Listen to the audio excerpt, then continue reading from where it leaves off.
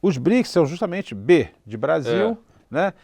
O C da China, o R da Rússia, é justamente a Índia. Da Índia. E aí eles formam BRICS. Isso. Quando formam BRICS, e aí é importante a gente entender que se você somar a atual economia dos BRICS hoje, tá? Comparado à economia dos Estados Unidos com a Europa, eles já passaram economicamente. Isso é fato. Os Estados Unidos, provavelmente nos anos 40, 39, 40, ele surge como a maior economia mundial. Isso.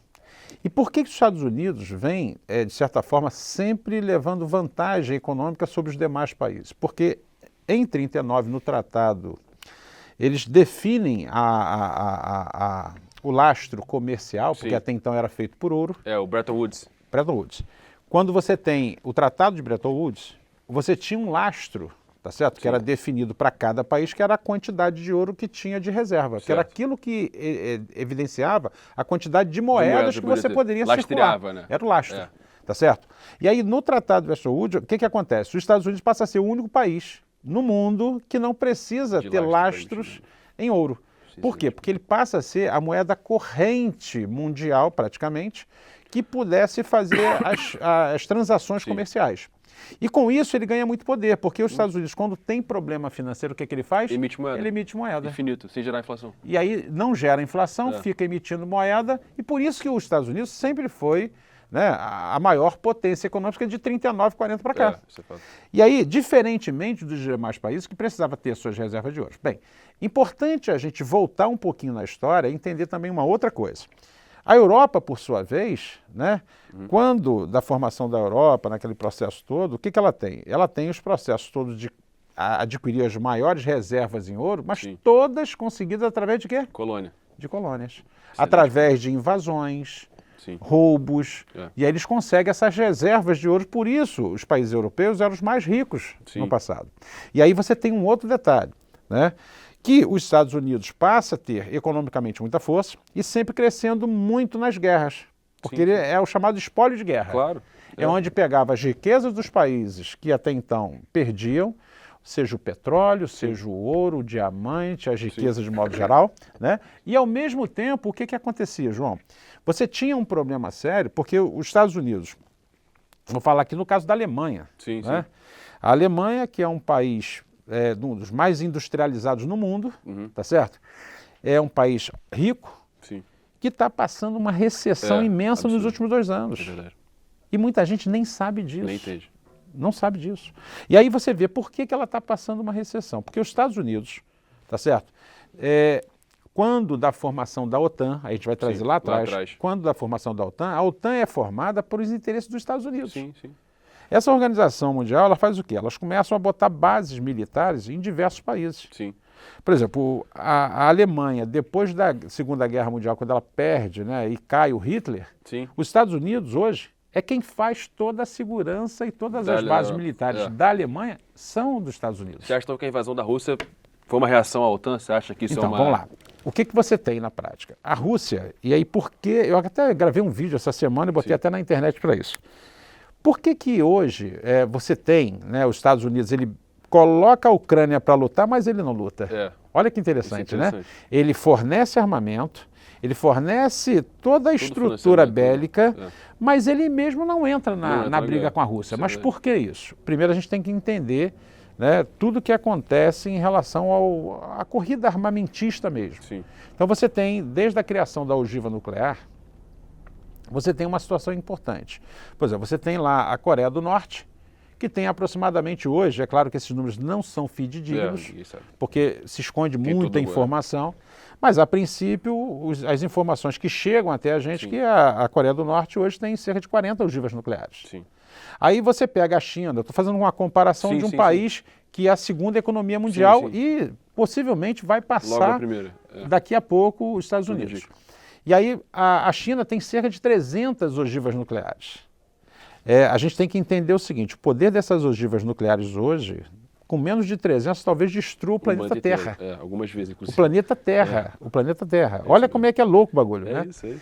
E aí você tem, de um lado, a Coreia do Norte com 40 ogivas, do outro você tem a China com 400, desculpa, 300, e aí os Estados Unidos sempre se fortaleceu muito nesse poder de fogo. Sim. Os Estados Unidos hoje está com cerca de 5.500 ogivas nucleares. É muita coisa, cara.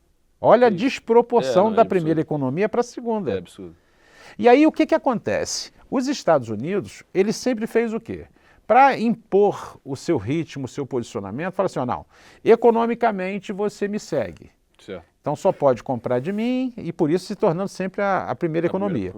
E quando criava muito caso, o que ele fazia? Ele invadia e, consequentemente, derrubava os poderes daqueles Sim. países ou financiavam, como financiou na Rússia, né, lá atrás, A queda da União Soviética. Da União Soviética. Gorbachev, aquela coisa. Que o Gorbachev era o quê? Era um fantoche dos Estados Unidos. Exatamente. Então, com isso, o que acontecia automaticamente? Você tinha os Estados Unidos predominando na questão econômica e, consequentemente, na guerra Só armamentista. te fazer uma pergunta. Você acha que no Brasil, 2016, foi esse o caso?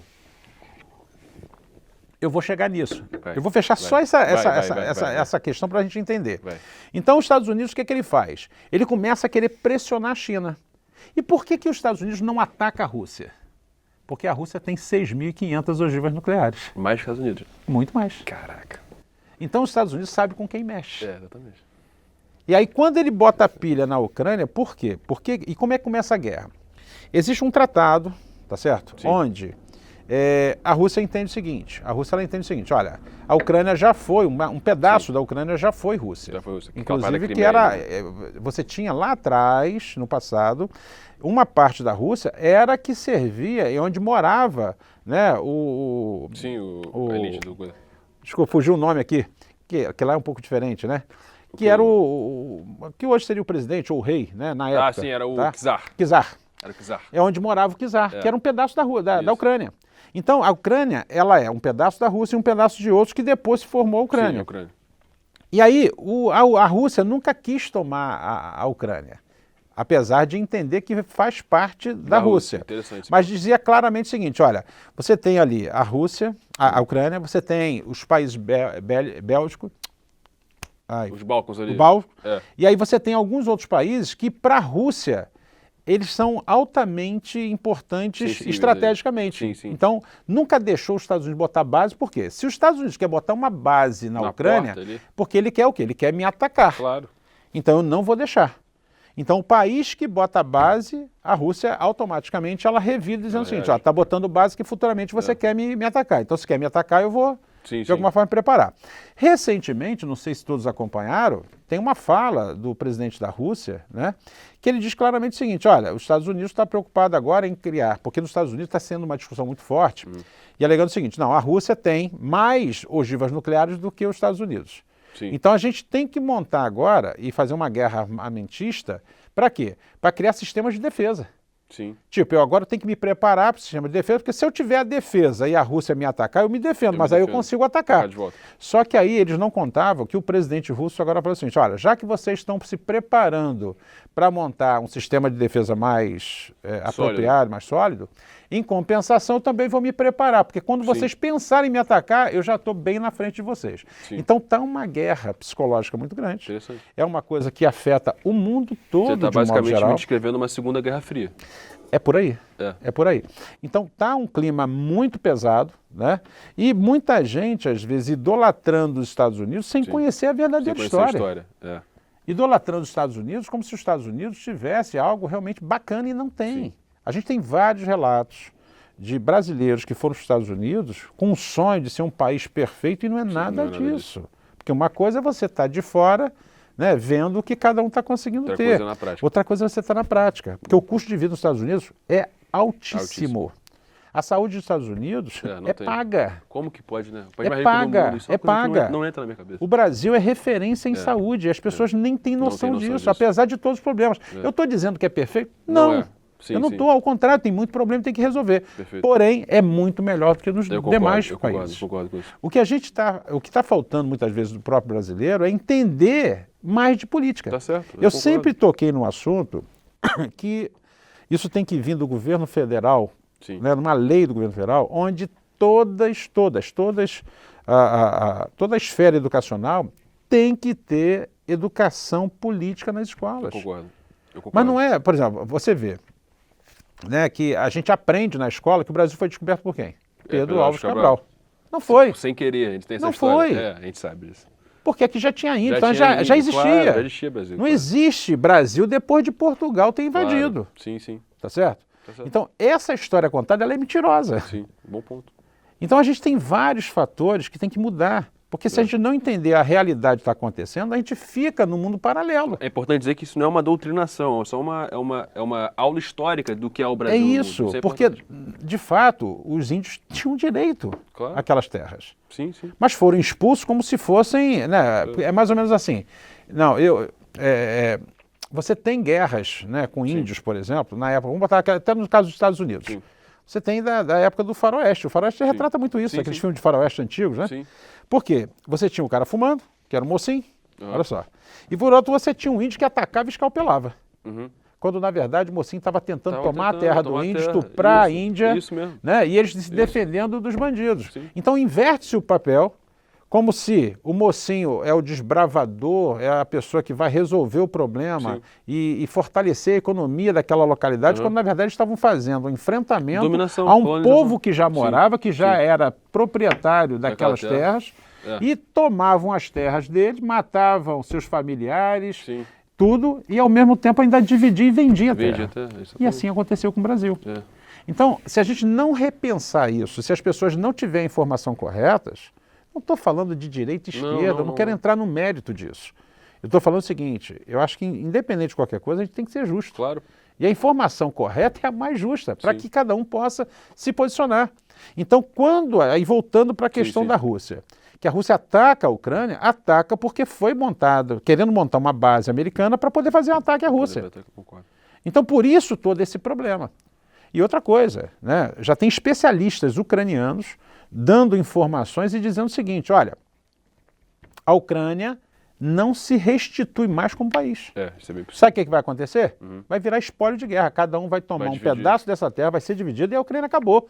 Agora, os Estados Unidos entrou em guerra, não botou que até hoje não levou ninguém para lá, não levou os militares. Sim. Basicamente, ele só financia, até porque ele pode emitir moeda. Claro, infinito. É infinito, então ele tem dinheiro infinito para poder ficar financiando. Então ele financiou armamentos, de alguma forma financiou todo o processo da guerra, mas ficou só de fora, ele mesmo não participa. Eu sinto que falta muito no Brasil essa perspectiva nacionalista, de uma visão brasileira dos fatos, e não esse alinhamento automático. Mas voltando àquela questão que eu acho interessante sua perspectiva sobre isso. 2016 no Brasil, você acha que aquilo ali foi influência americana? Claro que sim. Ou você acha que aquilo ali foi... Os Estados Unidos sempre fez essa influência no Brasil, quando foi do golpe.